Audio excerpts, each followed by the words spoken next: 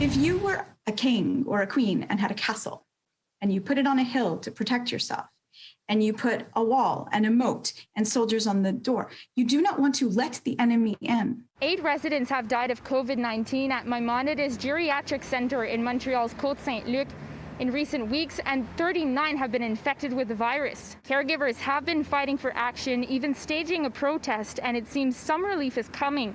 New measures are being put in place.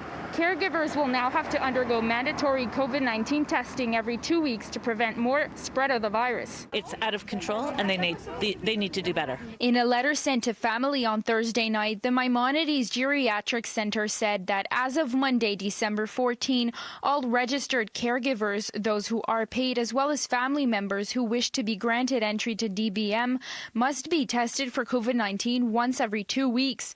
Caregivers will have to present written proof of their negative test results. They will also have to sign a consent form allowing any positive test results to be shared with the relevant site. What is really not enough is that why aren't the staff mandatory tested? That is our demand. The letter goes on to say that testing at Maimonides is currently available for employees, students, and caregivers on Wednesdays, Thursdays, and Fridays from 11 to 6 p.m. 31 residents are in the hot zone on the 7th floor with 39 active cases among them, but members of the family advocacy groups are worried that the shortage of staff is still forcing employees to move between floors.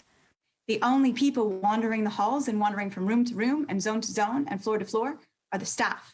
We are demanding mandatory staff testing, and not bi-weekly, not every second week, every week. For Beverly Spanier, who lives at Maimonides, she too says the new measures are not enough. I didn't feel unsafe with reference to the caregivers. I think that the testing needs to be done by everybody. Certainly the staff should be tested on a weekly basis. Quebec Health Minister Christian Dubé was asked about the outbreak at the facility Thursday.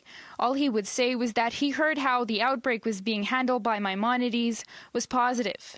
I'm pleased that some people that have been there, and I respect them very much, said that they were appreciative of the controls there. Maimonides says a virtual town hall meeting is being planned to address the questions and concerns family members are raising, but no details on this have been given yet. For Joyce, it may be too little too late, worried about her 81-year-old father. I am visually able to see him on the camera. I am able to speak to him on the phone.